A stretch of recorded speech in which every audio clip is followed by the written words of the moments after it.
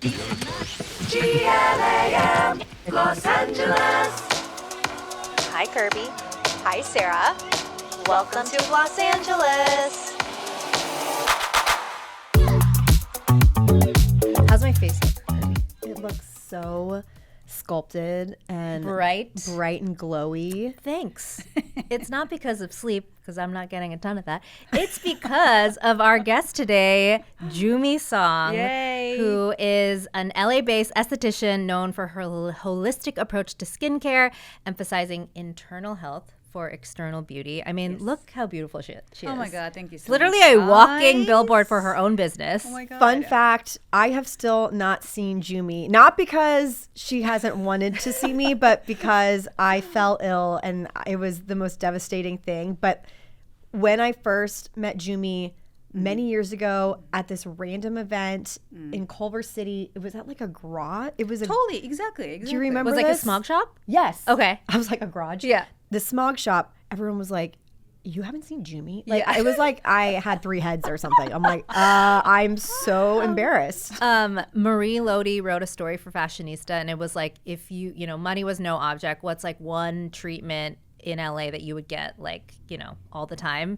And I picked Joomee. Thank you so much. And that was after only one treatment. I've still only seen you twice, I but saved that article. it's Thank you. no, but literally it felt like I know that you're offering like facial therapy, but it's literally like emphasis on therapy. Like when you go into your studio, it's such Zen vibes. Just you can feel so relaxed instantly, and it's incredible. And then you put your hands on my face and then it's over. She literally put her hands on my face and then she was like, you are relying too much on the right side of your body, and it's like now carrying in your face, and that's why this side of your face is puffier. Like, have you noticed? And I like look and I'm like, oh my God, yeah. Like I looked back at photos and I'm like, it's bigger. And like when she was touching like my jaw, like I was like, oh my God, it's so stiff. And just like this whole side. So anyways, all that to say, you're incredible. You have developed your own signature facial sculpting massage called Kaika. Yes. And it is a blend of facial massage, chiropractic Shiatsu, and Japanese microcurrent technology to lift, tone, and detoxify the skin. You have such a huge celebrity clientele. We'll mention just a few of them: Lady Gaga, Cynthia Erivo, Sabrina Carpenter, Zendaya, Sydney Sweeney, Greta Lee, Stephen Yun. The list goes on. So we Who are they? Who are they?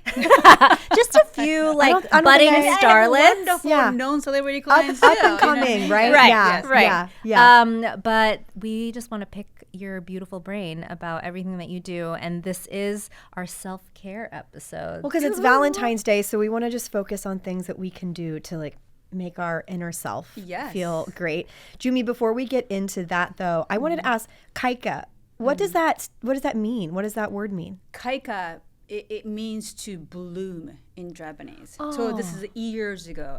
One of my clients mentioned like, oh, Joomee, after I see you, my face started to bloom like flowers. I was like, oh my God, what a beautiful way to describe. And I was like, you know what? I'm going to name this Kaika. Kaika means to bloom. That's So, gorgeous. Thank you. Thank Beautiful. You. Very intentional. I love that. Okay, so if you're watching, her skin truly, I mean, it speaks for itself.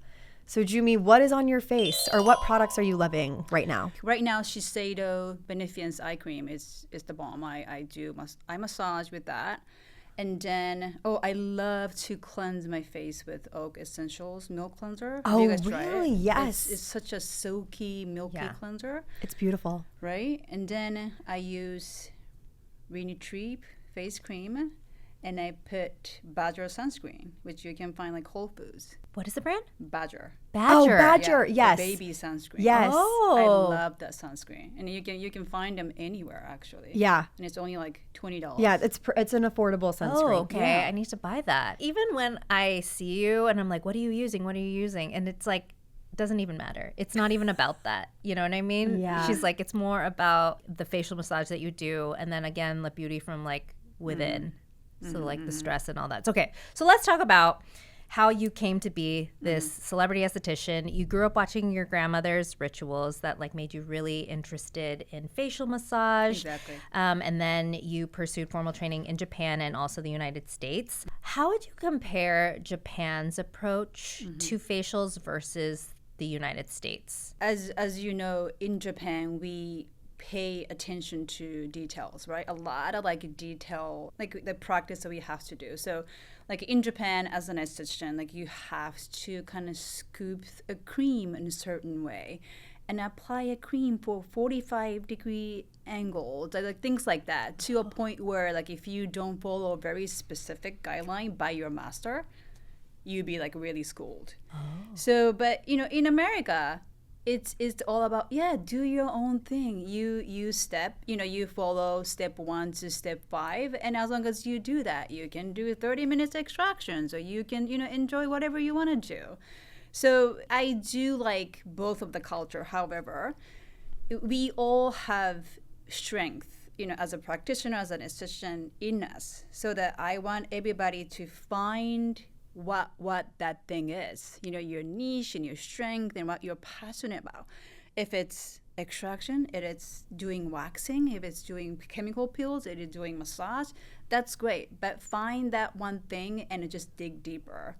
That's the biggest difference, I think, between the way the Japan do, because we are more of like we like to use our hands a lot, like more like what we can dig deeper, versus here culture is how much can we do more, you know what I mean, and they keep it very narrow.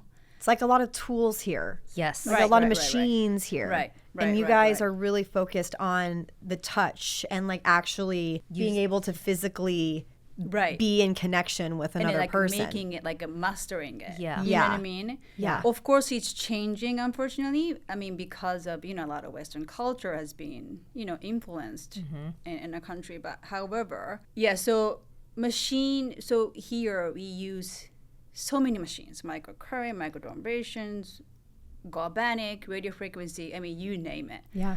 But after all, so I was trained in Japan and in America. So after all, the skin does not change because you use 3 different machines. Right. Skin doesn't really change because you put 10 different layers product, So whatever your thing is as a esthetician, that's great. But at the same time, you have to kind of be accountable, what you offer and what you do to people's skin. Yeah. How does skin change then? Skin really changed because I was talking to, Sarah about this, but it's what you believe. If you think something really truly works on you, if you enjoy doing it, if you enjoy receiving it, then that's how kind of skin changes. If any treatment causes you pain or discomfort, that's the sign to say, you know what, stop. Your skin doesn't have to get used to a redness or build tolerance, right? That people say you have to use this and then build tolerance, or like you have to get your skin used to this. But our skin doesn't have to get used to receiving any damage per se. Right. So if you feel discomfort, that means that certain treatments are not for you. How do you feel about retinol? Bottom line is, I'm not a fan of retinol. Okay. Or actives in general, really. Right. Because there's a high risk for irritation due to a variety of things. Right. High concentrations in formulas, user error, like our favorite term. User error User always. error, people misusing the products. But in terms of retinol, I just hear you say, you got your skin has to start to tolerate it, and like that is like one thing that is commonly associated with retinols. Get through the retinol uglies, get through the purge. And I remember maybe 2 years ago, I was like, my skin is starting to look crazy, but keep going. If you are trying a retinol, it's going to be great. And I eventually quit it because I could not. It's not worth it. It's very hard for my skin to tolerate a retinol, like very, very hard. Right. I think it's for everybody, for that matter. And so retinol, yes, so the one side, it does stimulate cell production, right? So that if cells takes, like, let's say 30 days to reproduce, the retinol whips your skin to say, hey, do this in 20 days, right? So your skin has constantly newer cells, therefore smoother skin texture.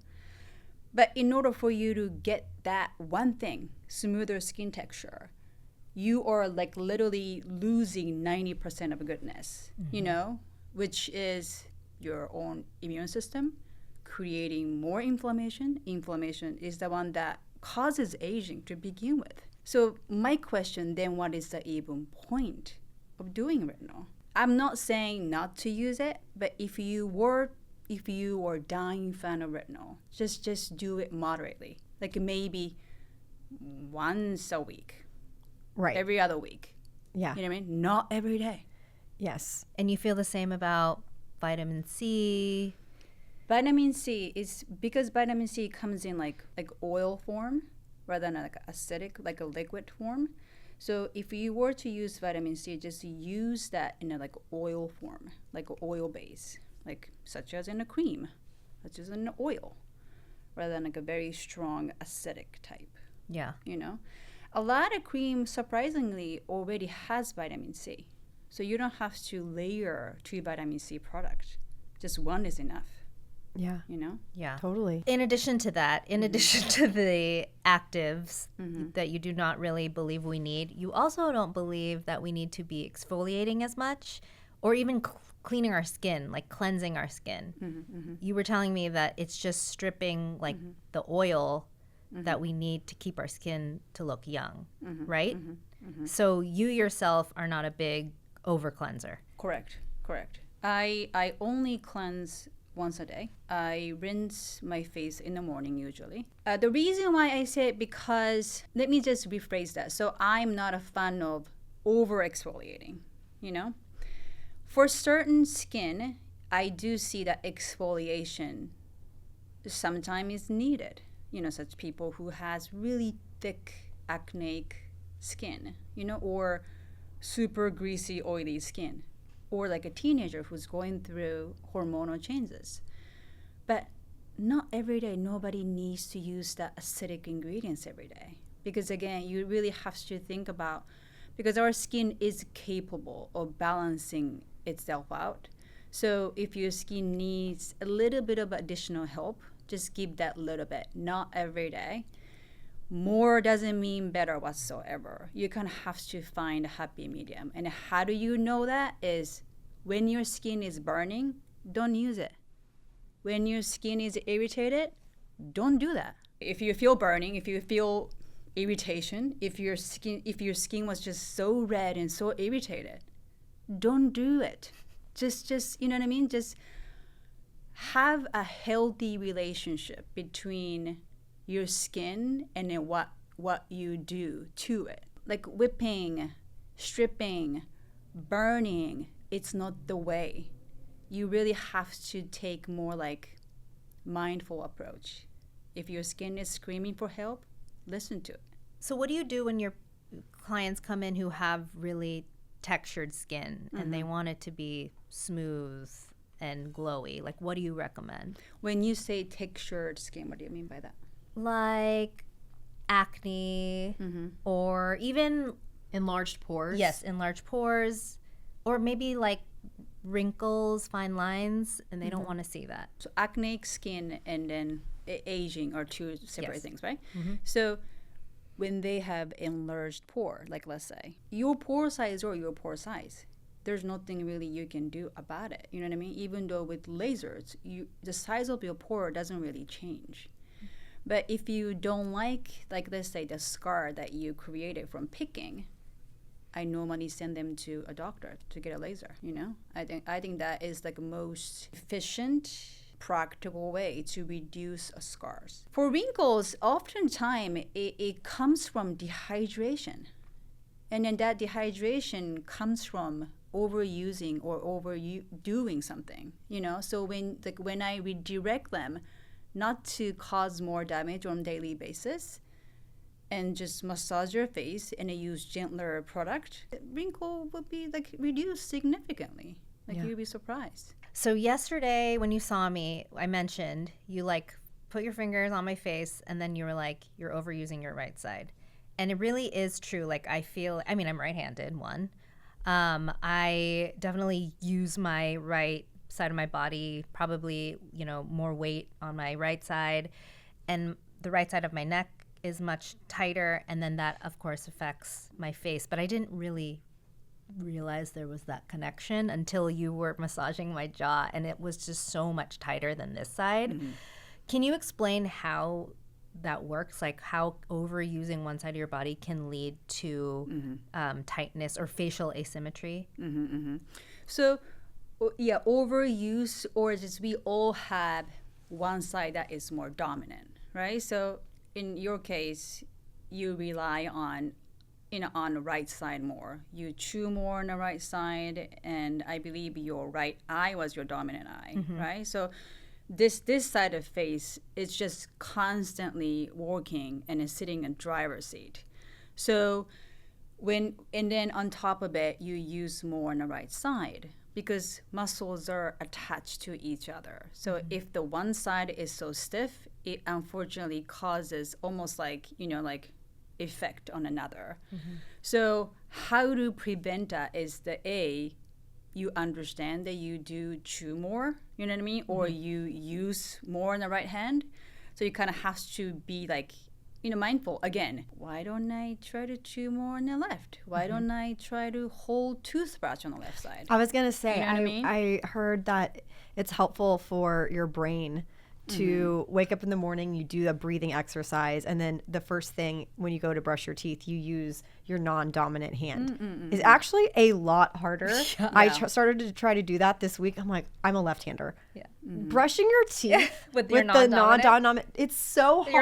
You're like poking your No, gums. I'm like, how am I? Yeah. But it really does make your brain have to think about what you're doing and use a part of your brain that maybe you're not used to. So I think that makes total sense. Yeah. That it actually is like carrying all the weight. So would you say that I think my left side is way more. Well, actually, you know what?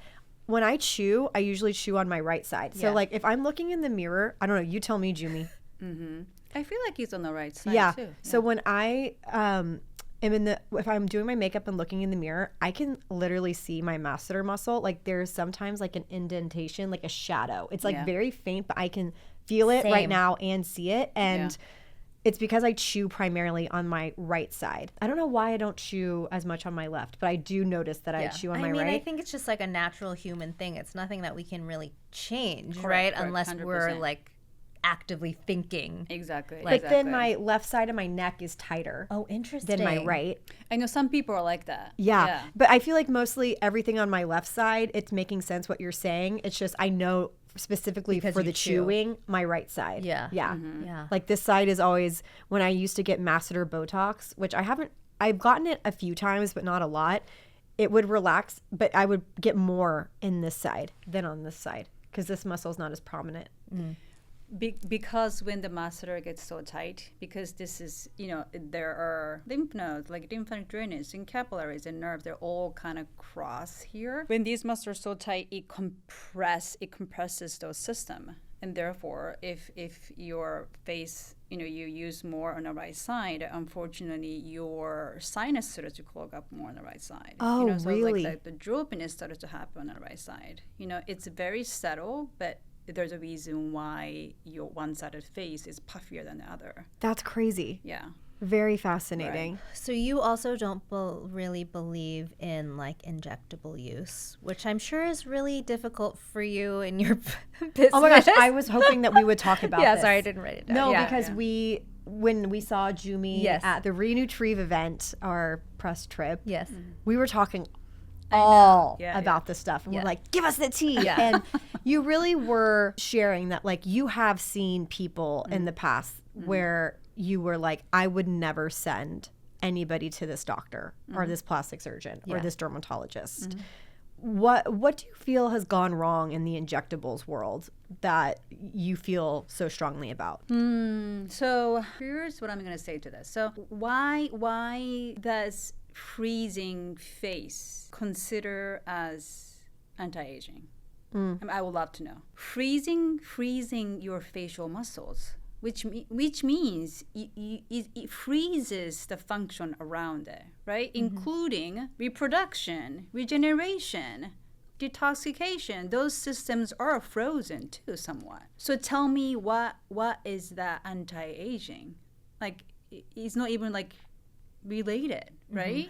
I like that you're bringing this up. Yeah. My dermatologist, Dr. Nancy Samolitis, she has said this to me before. Like, when did we decide that freezing our faces meant that we looked younger? Yeah. Thank you. And I was like, that's a really good point. But it goes back to people thinking that lines and creases make you look older. When really, I truly think if your skin is most even toned Yeah. and lifted and firmed and glowy and bouncy, that's what makes you look youthful. Yes. Jumi looks youthful to Yes. me. She's Thank you. stunning. Yes. And she's literally, I think you only have a eyebrow pencil in. Like, Yeah. I don't think she's wearing any Yeah. makeup whatsoever. But if you passed her on the street, you would think she is 30 years old. I'm 47. And yeah, so I mean, Flex. that's a flex right there. But at the same time, her face is not frozen. Yep. Her face is not overfilled. I have seen very tasteful filler done, but I do think people get filler blindness. And they also, if they don't get what they want from one practitioner, they go to someone else to get what they want. And then at the end of the day, they have duck lips, or they have literally like, it's like your eyelashes, lower eyelashes and cheek don't have any demarcation. It's Yeah. just one solid wall of filler, you know? So But that probably, so not the celebrities that I mentioned, but I'm sure there are some people who come in to see you living in LA. You know, this is the course. capital of, injectables. And, they're asking you to sculpt their face. How do you do that? First of all, like, any of my regular clients have like so much fillers and their faces are like frozen, because if your muscles are frozen, I cannot do what I do. It doesn't respond to me. It doesn't communicate with me. It responds so slow, as if, a sushi restaurant, there's like a dead, like half dead fish or on a counter, and then you poke at it and it kind of like it responds to you like 3 seconds later. That's what Botox face feels like to me. wow. Even though Beautiful visual. I try to communicate, I try to do certain things, however, it doesn't like respond to me back right away. And then when people has too much fillers, I can feel it. I was going to say, you have to be able to feel it because you are getting in there. You're getting in on top of the face, and you're also going inside the mouth. Like, you feel everything. I literally feel everything. And then when I ask people, hey, you still have this side more than the other. Oftentimes what I hear is, oh my God, I haven't, like, that last time I did fillers like 2 years ago. So it stays long time. It doesn't dissolve that quickly. It may stay like 10 years. I know one of my clients who had a chin, like filler on a chin, and then she goes, oh my God, that was 10 years ago. Wow. Like, no, you still have it. You still have something here. Yeah. Is that the So- same for your lips? You think? Lips are a little bit different. It Quicker. dissolves pretty quickly. Yeah. Yeah, quickly. Yeah. But like a chin, these area, like Yeah. a very like muscular area, Yes. just be careful what you're putting in. Chin and cheek. Oh my God, the sinuses. Can I just talk about the sinus? Please. So the people who do fillers on this like labial fold, because their sinuses, right? So they get full to begin with. When you have filler, that's almost like a pushing these mucus. Oh, no. Your face looks so puffy, like a puffiness on top of puffiness.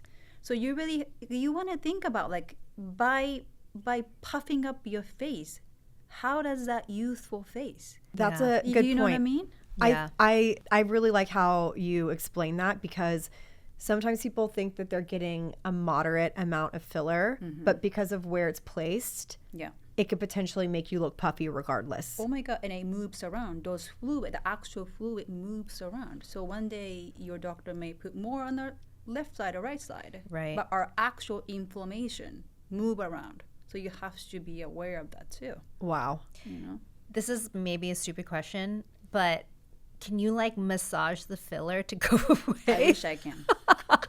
I feel can. like she would be a billionaire if that was something she could do. Just like a She's like, knot it's just in the my neck hands. and just You have like- some kind of electrode in your Yeah. fingertips that are like, zzz. She's very powerful, so But I had to that's ask. what happens though. Sometimes because I drain the water retention, what happens people's faces that these fillers will almost be more defined, so you can see unevenness more. Right, You know right. what I mean? Yes. Okay. So that happens all the time. So Okay. And that's when they go to their plastic surgeon or Yeah. dermatologist and say, dissolve this, get it out of there. Yeah. but that's part of my job. Like, please go back to your doctor and ask him or her, like, do more on this side, or when you go see him next time, ask him to do less, you know, because of those like lumps or like unevenness sort of to come and just be like this doesn't look good on you. You know what I mean? Oh, you know what? I like that. I like that. So you're not necessarily saying you need to just get rid of this or you need to you're like, if this is what you're doing, this is how you need to.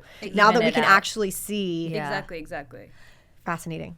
Do you have any favorite doctors in LA that you can mention? I send my clients to Dr. Wu. Oh, Dr. Jessica Wu? Yes. Okay. Yes. Dr. Wu. Yes. I think she's incredible. Okay. Yep. She has the most steady touch. And then Catherine Chang. Okay. Oh, we love. She's been on the pod. Yes, wonderful. we love She's Kat wonderful. Chang. I've seen her actual like facelift surgery. Her incisions are impeccable. Yep. And Dr. Quinn Sebastian, Santa Monica. Oh, okay. Yeah. She's also incredible too. All women. So I those are love the that. three. know, Yes, yeah. I love female practitioner. Yeah. Because I believe we have more sensitive touch.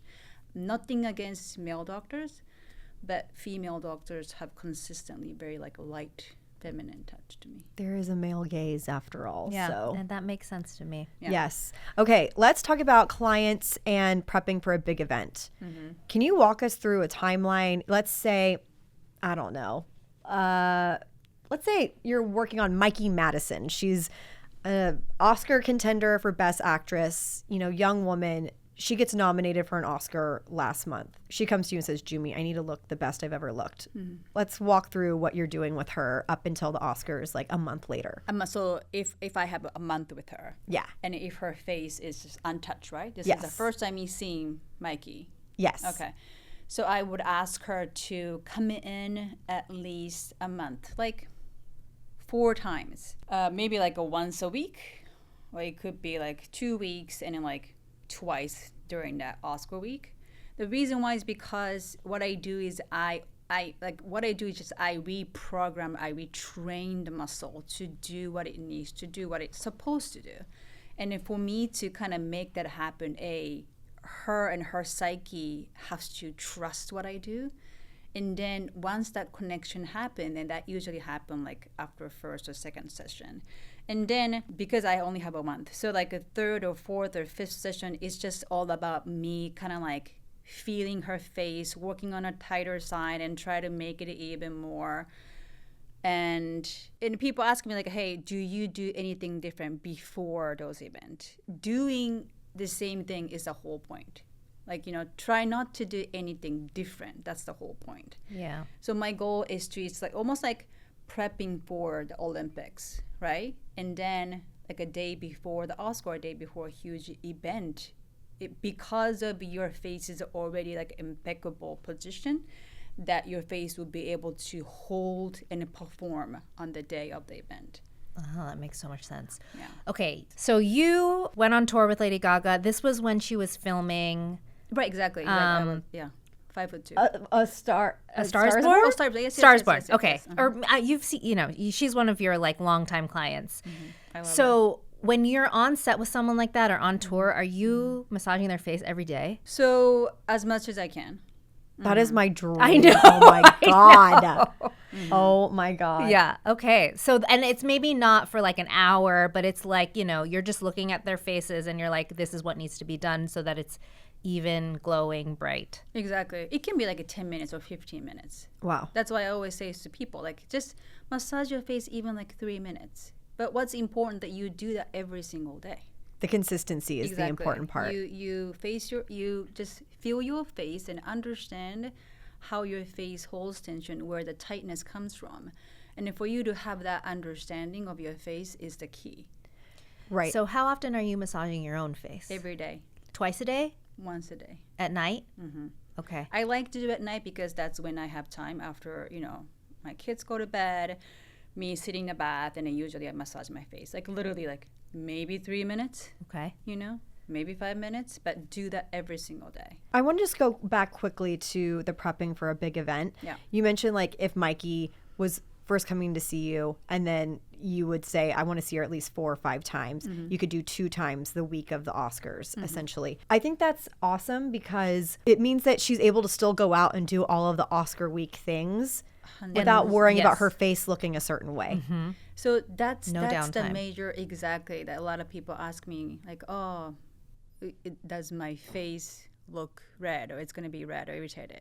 Because I don't interrupt the pH balance of your face, what I do is I work on what you have underneath. I can do this just by using water and to change your skin or like facial, almost like shape, right? So that's why, somebody like Lady Gaga, I work on her right before, you know what I mean? Yeah. So it's really like, this is something, again, we all can do this at home. What type of product are you using when you're massaging? Myself? Or on like someone like Sarah? So at the studio, exactly. So I love using sesame oil, a highly refined organic sesame oil. And then at the studio, I use Cosmetic 27 series, and then some of the Estee Lauder and Maybelline Storm. But again, it's not so much about what The I product. use on the table. Right. Like you can bring your product to me, and I'll work with that product and then make your face look so incredible. I was just curious about like if you need slip or something. Yeah. Like you don't want to just be like raking your hands on the face. So I was just curious about the Like what her preference is. yeah. So mostly, I'm sure you felt this, it's a lot of like a steady, deep pressure, less to do with like effleurage or like a gliding. Okay. You know? Yes. Yeah. Yes. So I've trained for more than 35 European facial massage, and then of course I was trained in Japan too. After learning all that stuff, what we are focusing on is one thing, is to stimulate the flow underneath, right? And what's the best way to do this is to really loosen the muscle inside. And how do we loosen the muscle in the shortest amount of time is to use deep tissue. So that's why you feel a lot of my steady movement. I don't do a lot of frictions because that friction can cause inflammation too. It's like a deep tissue massage for your face. I obviously have not gotten it yet, so this is helping putting it in perspective for me. Yeah, and also something that we talked about yesterday, I asked you, I'm like, should we be getting lymphatic drainage massages for our entire body? And you were like, that's just a marketing term. You should really just be getting like a deep tissue massage because that's releasing your limbs just the same way. Right. So I'm like, oh, marketing scam. Like I don't want to knock anybody down. Right, lymphatic drainage massage is incredible. However, like when you get body massage, your lymph nodes being stimulated. You know what I mean? Yeah. When the muscles being loosened up, that's lymph nodes being activated. Oh, I love massage. So I know, that's why every go to time any type of massage. Kirby is gonna like fall in love with you, as everyone has, as I have too, when you feel like she's really like, I'll show you video, but it's literally she's just like holding it down. Oh yeah, I can't wait to see the video. I can't wait to get it myself. But also I'm like, I don't want to record myself because I just want to enjoy this. No, Jumi, during the pandemic when we couldn't go anywhere and we were in lockdown, I would watch massage videos and facial massage videos on YouTube. I was like, to bring me peace. Yeah. Like I am like very much a massage person, so I love this conversation. Yeah, but there's no like slapping involved. It's like so slow, and you're like just being really gentle. And it's very intentional. It's Yes. like we're gonna work On this muscle. Yes, exactly. Awesome. Okay, so can you walk us through, Yeah. our listeners at home, viewers at home, how we can massage our faces at home?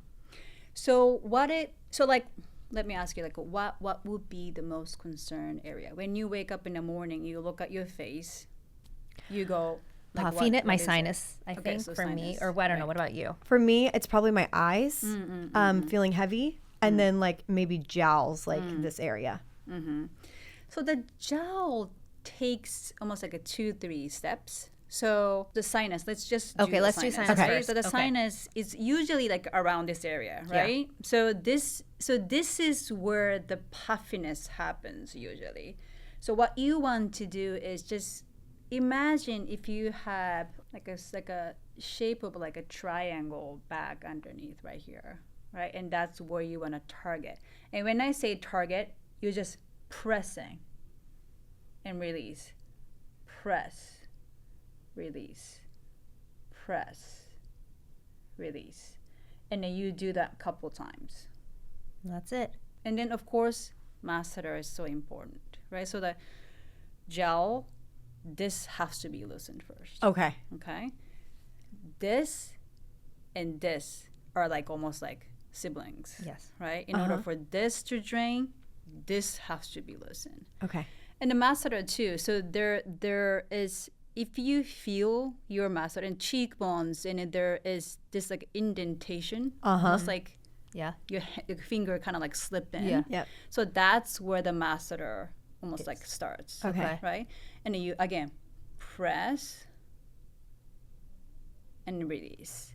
And then you glide your fingers, press, release, press,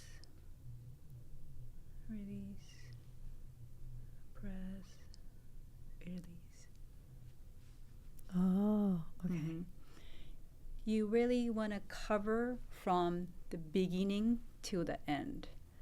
All the way down. Exactly, exactly. So like this area, Okay. right? Yep. You feel your masseter like this. You want to cover the entire area. So whether it requires 4 fingers or 3 fingers, you want wanna to get in there. push. Exactly. Press, press, press. And sometimes you can press this way too. Going up. And there's no better tool than your fingers. I was like, what do you think of like, the facial massagers and gua sha? She was like, you could use the cap of like your moisturizer Later. to massage your. I was you like, want oh, to. okay. Yeah. Just like if there's a will, there's a way. But mostly you just need your fingers. Fingers. And then like if you have a very like, like your favorite gua sha tool, and then you must use that tool, just do that. Yeah. But to make sure that when you're done, put that on the side, feel it. You have to be able to feel what you're feeling, Yeah. Yes. And the fingers remember what your face felt like before versus today and versus tomorrow, Totally. And then what about Kirby, your eyes? She said like. So it's usually this is where the tightness starts, So what you want to do is you want to press up. Right here. And I love doing this when I'm cleansing my face. Yeah. So like just press. There's like always so much pressure here. for Exactly, me. exactly. Because it's so sore, right? Yeah. It's Yeah. So, sore. So like tender. Even just doing that now. I'm like, Exactly. Ouch. Just again, press, release, press, release, press, and release. And you can do the same on the middle and on the crease. on the crease. Okay. Exactly. Yeah. Exactly. And then how long would you suggest? You said a few times, but like time wise, should we be giving our listeners like 2 minutes, 3 minutes? I would say 3 minutes. Okay. But if you don't have 3 minutes, 1 minute is fine. Okay. Yep.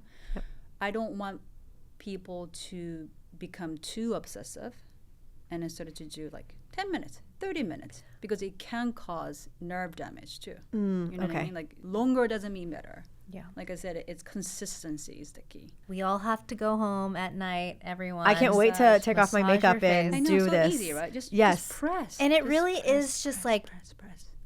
it feels like you're connecting with yourself. Yeah. Because when are you actually, like when we're doing our makeup, we've got brushes, whatever, it's like really quick, but this is very intentional. And then you're also breathing. Like it's like you're meditating. So that's where, if I can talk to you, my grandma used to sit on a makeup chair and just massaging her face 10 minutes every day. Like I just remember watching her from behind. And she didn't have a lot of time, but she always sat on a chair in front of same mirror 10 minutes at 8 o'clock and just massaged her face. She passed when she was 86. In a Buddhist culture, body comes back overnight after their lives are gone. And then I did the makeup on her skin. And I remembering touching her face, right? If she was 86, and this was already, I was in the skincare industry.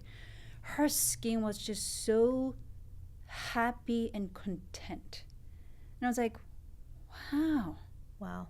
That skin that my grandma had, that's something that we should be, aspire to have when we are 80 or 70. Happy skin. Yeah. Exactly. Yeah. So that connecting to yourself, like you said, is so important, because skin, as you know, it's connected to our eyes and brains and mouth and all the sensory memories, right? So just take care of it. Use your fingers and use your time. Love that. Amen. Okay, thank you so much, Thank Jumi, for you. coming. Where can we follow you and find you? And if someone comes to LA and they want to see you, where can they find you? My social media is Joomee Song, and you can just send us email, info@joomesong.com, and it will be here. She's very secretive about the location because her clients love that it's Under very nondescript. Yeah. So you have to email and make an appointment to find out where she is. Thank you. Thanks for coming on. Thanks, Jumi. Thank you for having me.